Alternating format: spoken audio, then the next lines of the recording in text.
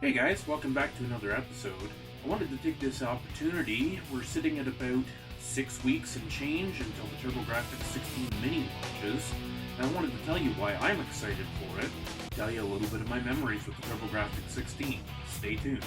The Turbografx16 is a criminally underrated console. Some fantastic games came out that were exclusive to that system that you pretty much can't play any other way except for maybe some digital downloads. There are a few excellent Turbografx games available for download on the Wii U. However, most of these games, the only way you're going to be able to play them is to physically buy a Turbografx16, which can be quite pricey these days, or the new Turbografx16 Mini, which does launch in about 44 days as the time of recording this video.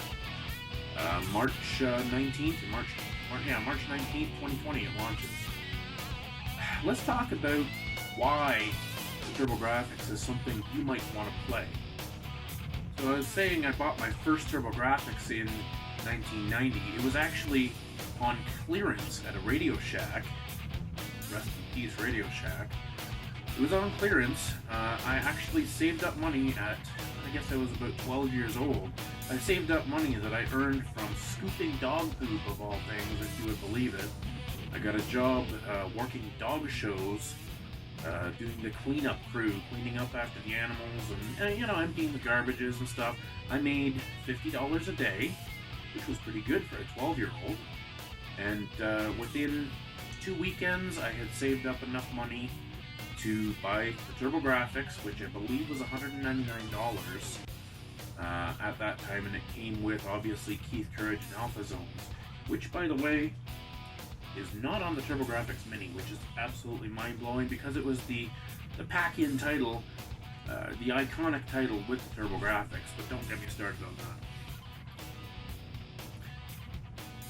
With my first system, I had only about 5 or 6 games, I would say, in the early time that I first had it. I had JJ and Jeff, really weird platformer, but really fun too, and surprisingly difficult. And then I had Fantasy Zone, iconic. Lots of people have played Fantasy Zone. It's been available on the Genesis, the NES. It's, iconic. But the Turbografx, I think, was the best place for Fantasy Zone in terms of the colors and the music. It was just top notch on the Turbografx. I had a fantastic shoot 'em up called Sidearms. And Sidearms was really interesting at the time because most shooters at the time were either vertical or horizontal scrolling, but Sidearms was kind of a mix-mash where you'd be going left to right, and then you'd enter into another level where you'd be heading, down through kind of a cave or something like that. And it kind of reminded me of a couple of different games on the Genesis, but the graphics were fantastic. The music was really catchy, let me tell you. Just a fantastic game. Unfortunately, it's not on here either, but JJ and Jeff is, and I'm really looking forward to playing that again. What else did I have on the system? I had, obviously, Bonk's Adventure and Bonk's Revenge, both fantastic platformers, a lot of fun. What else did I have? I think that was just about it on the system. I had about 5-6 games at 12 years old, buying it with my own money. That's all I could afford. Now in later years, in my 30s, I bought another Turbografx because sadly my original one did not survive. And I had a couple other games, some which were on this list, Final Soldier, things like that. But now you're able to buy one of these and play, I think it's coming with 57 games. Now half of them are Japanese games, but some of those Japanese games are playable, pretty playable. Like actually Fantasy Zone is in the Japanese list, but because it's a shooter, you really don't need to read Japanese. You can pretty much pick up on what's going on just by looking at icons and that sort of thing. About 1990, I bought my first Turbografx. It came out in 1989, I believe, and it was already not doing very well in North America.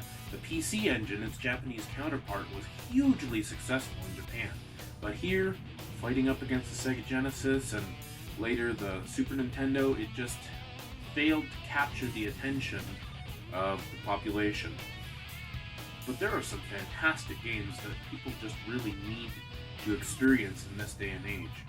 Yeah, there are a few other ways that you can play a lot of these games, but really, this is the way you want to play them.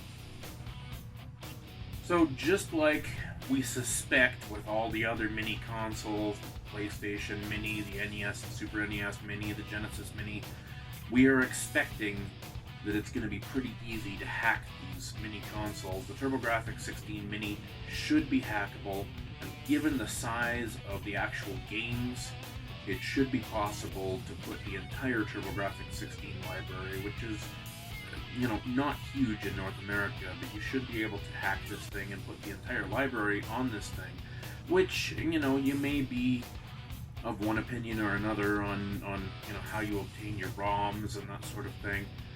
But that is something to consider, is that for about $100, you're going to be able to have access to an entire library of games, not just the 57 that come with it.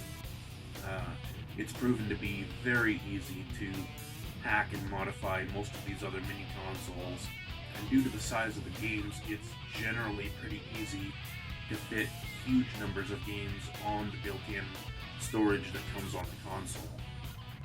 Now, an interesting thing to note about the Turbografx16 Mini is that it does have enough storage space to house some of the CD games. There's a couple of Turbografx CD games on this mini console as well, which means it is going to have a fair amount of storage in order to handle that. Another interesting thing about the Turbografx is that it only had one controller port, but they've announced that they are going to be releasing a version of the TurboTap, which was a 4-way splitter, so that you will be able to play multiplayer games. There are a few games like Bomberman, for example, that you can play with up to 4 players. So what's the greatest reason to buy this thing in 2020? Well, Turbografx16 is an expensive console to collect for. The console itself, there were only a couple million produced and sold in North America. Very small number. It failed hard. So it's hard to find consoles. It's hard to find consoles in good condition. It's hard to find consoles in box, that's for sure. And games can run you easily $50, $60, $100, $200 for often incomplete games. And some of the games, like Parasol Stars, which is included on this, is out of sight, like Panzer Dragoon Saga expensive. So, this is really a heck of an investment.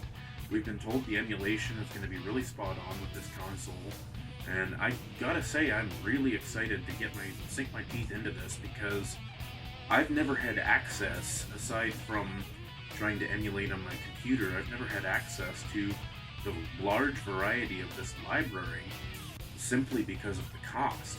And now for $100, you get 50 something games. You can't beat that. 50 of the best games on the system, and the potential to hack it and load not only the TurboGrafx library, but probably a good selection of the PC Engine library. Although a lot of those games are in Japanese, many of them are platformers, shooters, etc. that you can play without knowing Japanese. So you actually will have access to a pretty huge library if you want to. The last reason why you might want to buy this, you might want to pick it up while you can, is that you probably haven't played most of these games. Chances are, if you grew up in the 80s and 90s, you had an NES, you might have had an SNES, you probably had a Genesis, or one of them.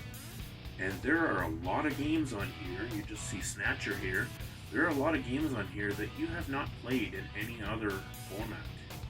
And, you could play Snatcher on a couple of other places, the Genesis CD, Sega CD, I guess, if I remember correctly, but there are quite a few games here that you literally have never played, never heard of, and some of these games are fan-friggin-tastic. I'm not kidding. So give it a try. It's $100. What have you got to lose?